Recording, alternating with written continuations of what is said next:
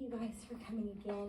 I know that the first time we met, we were going over the professional development and what we're doing for our campus this year, and the purpose of this meeting is to discuss the professional development that we're going to provide teachers and students so that we can enforce and improve the high quality instructional strategies and tools while focusing on that emergent bilingual student language proficiency. And so, because our students are not moving up proficiency levels and they're staying stagnant in the grades 2 through 5.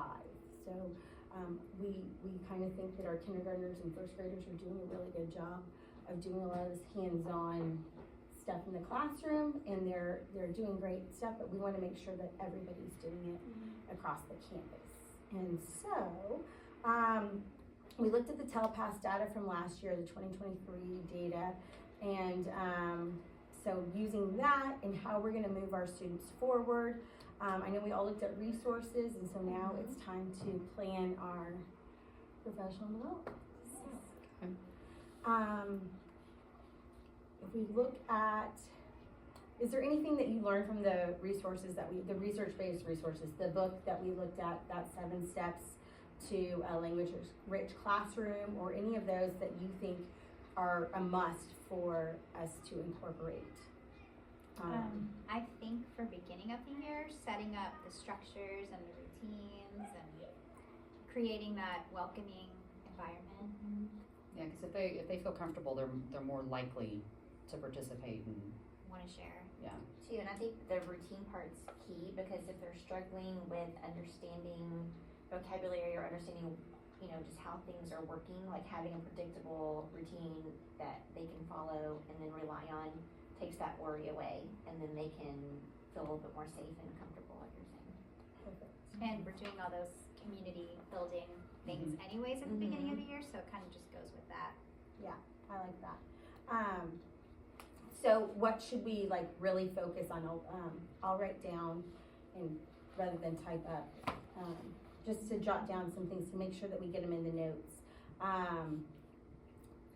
What are things that we think we should really, are there anything else that we should focus on?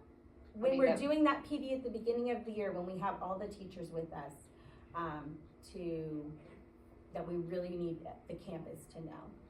I mean, it's building that vocabulary, because that's one thing that they do struggle with. It's looking at some of the stuff they just don't understand.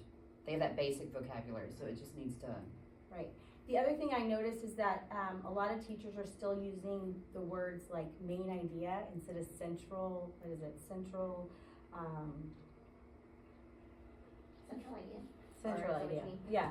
And so those aren't on the TELPAS test, and they're not on the STAR.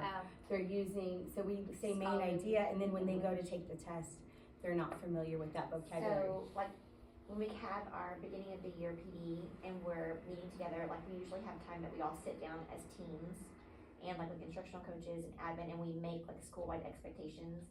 Yeah. So that fits into the routine part, but then I think what I hear you saying is that when, for instructional coaches coming together to set expectations for how we're gonna change the way we're doing things so that they can be more successful. Yeah. So when we begin our beginning of the year, scope and sequence, or we're looking at those plans, looking at central idea or when that comes in, and then making that fall in line Into better. the, yes, yes.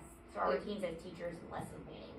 Right? And putting some of these strategies and tools into those lesson plannings, planning them into those weekly plans, I think will also help to continue it and help teachers feel like they have the tools that they need, not just what we tell them is great teaching and this is what you should do. That way they're actually doing it. And I think when y'all had us look at a STAR test before, I think teachers need to look at a TELPAS, sample TELPAS questions, so that they can see, okay, this is what is being asked on the test, but also the way, so then they could see, oh, well, we say main idea in class, but they're saying central idea, and how, oh, I need to make sure that if I say, we'll just stay with main idea, I need to also be saying main idea or central idea, you know, to where they're seeing it both ways.